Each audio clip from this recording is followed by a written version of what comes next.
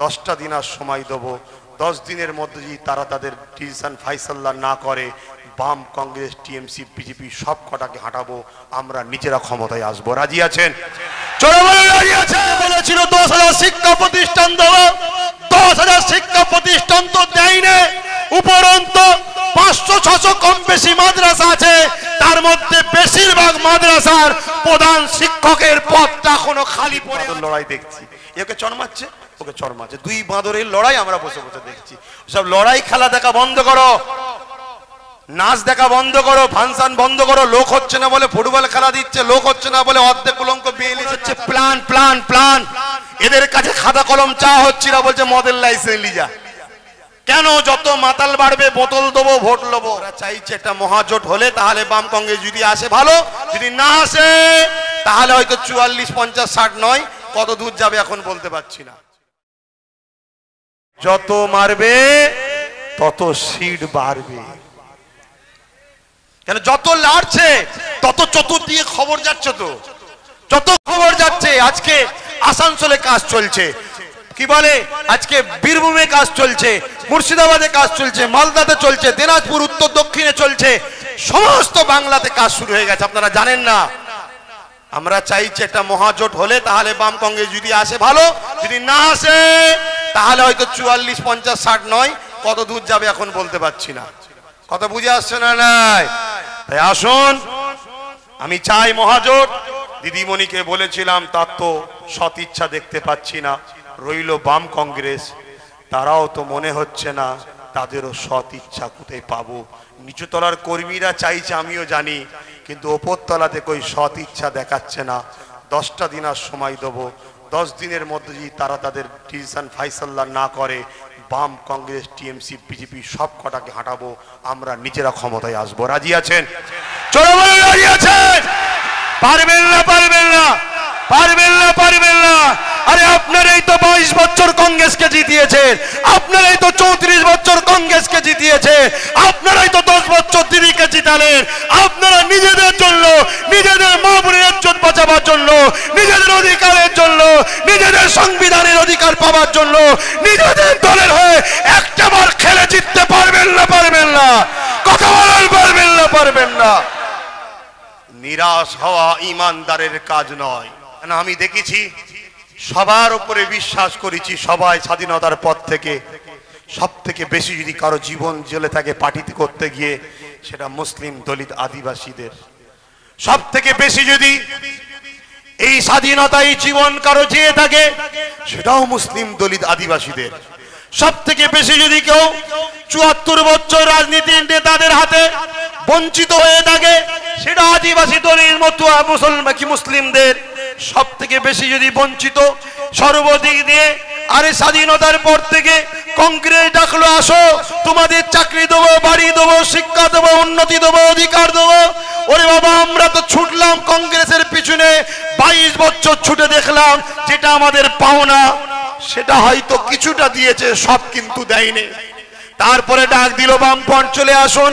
আমরা ভাবলাম হয়তো ইনি দেবে, তাই ইনার পিছনেও 34 বছর ছুটলাম, ছুটে দেখলাম যতটা দিবার দরকার ছিল ততটা দেয়নি, শুধু গোস খাইয়াচার বলছে বিজেপি চলে আসবে, কথা বলিস না।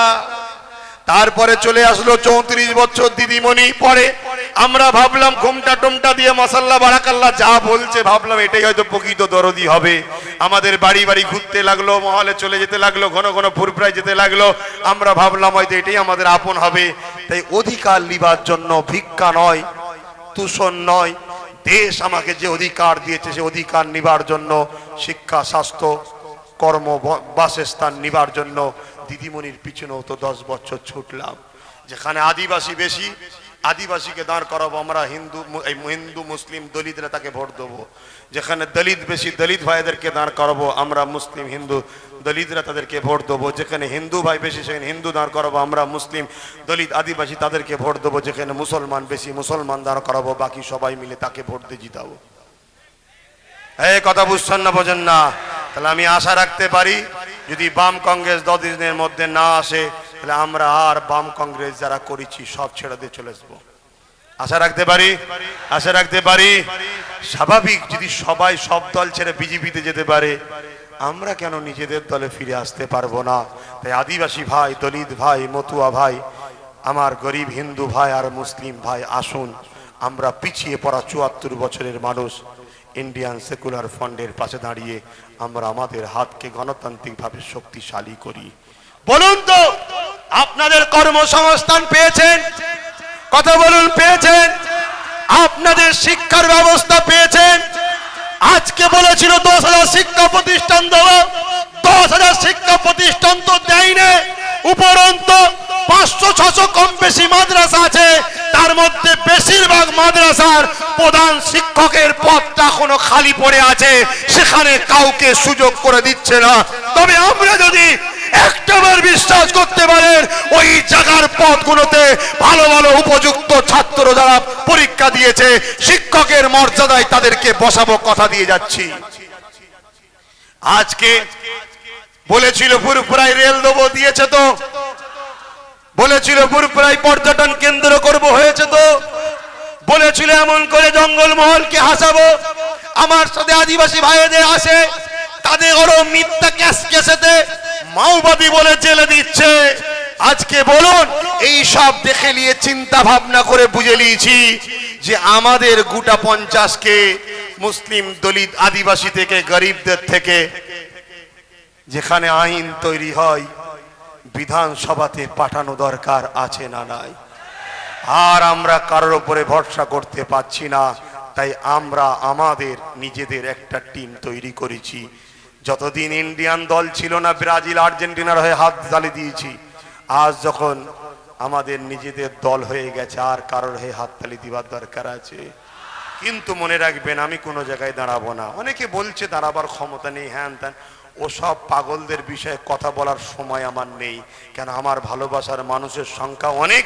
তারা কি করে উন্নতি হবে, তারা কি করে শিক্ষিত হবে, তারা কি করে চাকরি পাবে, তাদের কি করে বাসস্থান হবে, তাদের কর্মসংস্থান হবে, এনআরসি, এনপিআর, সিএ থেকে তাদের কি করে বাঁচাবো, এই চিন্তায় আমি পেরেশান।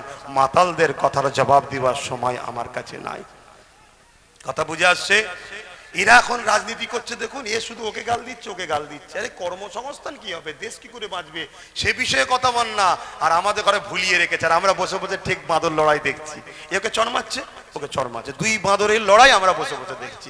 সব লড়াই খেলা দেখা বন্ধ করো, নাচ দেখা বন্ধ করো, ফাংশন বন্ধ করো। লোক হচ্ছে না বলে ফুটবল খেলা দিচ্ছে, লোক হচ্ছে না বলে অর্ধেক উলঙ্ক বিয়ে এসে নাচাচ্ছে, ওসব বন্ধ করো। কি করে পেট ভরে তোমার বাচ্চা খাবে? তোমার বাচ্চা ডিএম, এসপি, আইপিএস অফিসার, জজ, উকিল, ব্যারিস্টার কি করে হবে ভাবো। তোমার বাচ্চা লন্ডনে কি করে পড়তে যাবে, প্যারিসে কি করে পড়তে যাবে, অক্সফোর্ডে কি করে যাবে, ক্যাম্পাসে কি করে পড়বে, এসব স্বপ্ন দেখো। ওই নাচ দেখে, কোমর দুলানো দেখে আর হাততালি দিয়ে কোনো তোমার লাভ হবে না। কেন, এগুলো হচ্ছে প্ল্যান, প্ল্যান, প্ল্যান। এদের কাছে খাতা কলম চা হচ্ছে না, বলছে মদের লাইসেন্স লিজা। কেন, যত মাতাল বাড়বে বোতল দেবো, ভোট নেবো। তাই 2021 আসছে, যে যা দেবে নিয়ে নেবেন, যে যা দেবে নিয়ে নেবেন। এখন ঘরে ঘরে স্বাস্থ্য সাথী কি বলে, এটা কার্ড চলছে, করছেন করে নেন। তবে আমার ভয় হচ্ছে, ওটা এনপিআর হচ্ছে না তো, আমার ভয় হচ্ছে ভাই। কেন, ওখানে বলছে সবার লাগবে। আরে বড় লোকের কি দরকার সেবা করার, গরিবদের চিকিৎসা ফ্রিতে করা। তবে যেখানে রিপোর্ট তো দেখছি বহুত মানুষ কার্ড নিয়ে যে ফেসে গিয়ে মরেও গেছে। মানে কার্ড নিয়ে ছুটছে তো ফ্রির আশায়, পয়সা ফ্রি সিস্টেম না থাকলে পয়সাতে ঢুকতো, মারার কল করেছে। আমার সন্দেহ হচ্ছে কিছু করছে না তো। আপনারা তৈরি থাকুন। আর যদি আপনাদের কাউকে ডিস্টার্ব করে, আমার কাছে খবর আসছে অনেকে ডিস্টার্ব করছে, এই ডিস্টার্ব করার মানেই ওদের ক্ষমতা হারাচ্ছে, এটা প্রমাণ। যেমন বামপট চলে যাবার সময় ডিস্টার্ব করেছিল, কেন চলে যাবে বলেই ডিস্টার্ব করছিল। তো এদের যত ডিস্টার্ব করছে জানবে, তত এরা তাড়াতাড়ি যাচ্ছে। আর মনে রাখবে, মায়ের সন্তান তখনই হয় যখন ব্যথা ওঠে। ব্যথা না হলে মা বড় টেনশনে পড়ে যায়। 10 মাস 10 দিন ধরে কষ্ট করলাম, কি ব্যাপার রে, লড়ে না কেন, ব্যথা হয় না কেন, তাই তো। এতদিন ধরে চিল্লা চিল্লি করলে এখন যদি একটু চড়চাপড় না হয়, পতাকা না ছেড়ে ঠেলাঠেলি না হয়, তাহলে জানবেন লস হচ্ছে। আর যত ঠেলাঠেলি হবে জানবে এবার ফুটফুটে একটা সন্তান আসছে, তার মানে 2021-এর ক্ষমতায় আসছে আমরা, এটা মনে রেখে দেবে। অনেকে বলছে যে আব্বাস সিদ্দিকী 40, 50, 60, 70 টাকা কি করবে, শুনে রেখে দেন। ওই মূর্খগুলোকে বলবেন 2021-এ এমন হতে চলেছে, কেউ একা 150 টপকাতে পারবে না, 140 টপকাতে পারবে না, 130 টপকাতে পারবে না। তাহলে কেউ দেখা যাচ্ছে 120-তে আটকেছে, কেউ দেখা যাচ্ছে 90-এ আটকেছে, আর আমার কাছে 50-60টা আছে। দুজনই আসবে, দাদা একটু দেখেন না, আমি দেখবো। কথা বুঝে আসছে না? সিএম যদি তুমি হও, তবে আমার টার্গেট তো আদিবাসী দলিতদের থেকে একটা সিএম হলে ভালো হয়।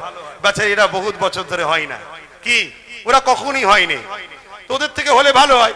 যদি ওই পদটাও নাও ছাড়ে, তারপরে দুটো মেন পদ আছে, ওই দুটো তাহলে আমাদের দল থেকে হবে, তাহলে আমাদের কেউ জুলুম করতে পারবে? আজকে যেভাবে প্রশাসনদেরকে জোর করিয়ে প্রশাসনদের উপরে কখনো খারাপ ব্যবহার করবেন না, তারা বেচারি নিরুপায়।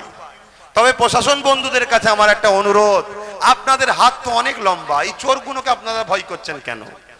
চোরগুলোর কথা আপনারা শুনছেন কেন? আপনাদের উপর তো আমাদের ভালোবাসা আছে। আমি তো প্রশাসনদের হয়ে কলিকাতার রাজপথে চিল্লেছিলাম 2019 জানুয়ারি যে প্রশাসনদের ঘরে বুলেট প্রুফ জ্যাকেট দিতে হবে। আমরা ভুলে যাইনি সেই অমিতাভ দাদার কথা, যাকে বিমল গুরুং গুলি করে মেরেছিল তার দলের লোকেরা।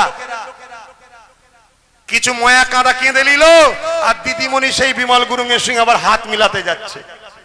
কথা বুঝছেন না? তাহলে প্রশাসন মরছে মরুক, দিদির গদি থাকলেই দরকার। সেই জায়গায় প্রশাসন বন্ধুদের সঙ্গে ভালো ব্যবহার করবেন। আর প্রশাসন বন্ধুদের কাছে অনুরোধ করব, দেশের স্বার্থে, ইনসানিয়াতের স্বার্থে আপনাকে চাপ দিলেও রুকার ক্ষমতা তো আপনার আছে। কেন আপনি তো কারো দয়াতে চাকরি পাননি, আপনি তো আপনার কৃতিত্বে চাকরি পেয়েছেন, আপনার উপযুক্ততায় আপনি চাকরি পেয়েছেন। তাই প্রশাসন ভাইদের জন্য আমাদের লড়াই। কম করে 50 থেকে 60 দিন ছুটি দিতে হবে প্রশাসন ভাইদের ঘরে, ঠিক না বেটি?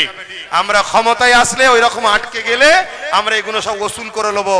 50-60টা প্রশাসন ভাইদের 50-60 দিন ছুটি দিতে হবে, এবং নিজ জেলাতে তাদেরকে কর্মসংস্থান দিতে হবে, যাতে রাত্রিরে ইচ্ছা করলে নিজের মায়ের কাছে, বাপের কাছে একটু দেখা সাক্ষাৎ করতে যেতে পারে, স্ত্রীর কাছে যেতে পারে, বাচ্চাদের কাছে একটু যেতে পারে, খোঁজ খবর নিতে পারে, আবার পরের দিন সকালে ডিউটিটা করতে পারে। কি কখনো রাত্রিরে ডিউটি ছিল, একটু দিনের বেলা ঘুরে আসতে পারে। এই এখান থেকে চলে গেছে 5 ঘন্টা দূরে, সে আসবে কি করে? ঠিক না বেটি? অতএব আপনাদেরকে বলবো, অনেক পতাকা ছেড়ে দিচ্ছে খবর পাচ্ছি, মনে রাখবেন পতাকাতে ভোট হয় না, ভোট হয় বুথ কর্মীতে। আহলে সুন্নাতুল জামাত আপনারা সংগঠন করছেন, পার্টির কর্মীদের ব্যাপারে মাথা দেবেন না। ভালো ভালো ছেলে যারা যোগাযোগ করছে আমাদের সঙ্গে জুড়িয়ে দেন। সব জায়গায় তৈরি হয়ে গেছে, আমাদের বুথ স্ট্রং হয়ে গেছে, চিন্তার কোনো কারণ নেই।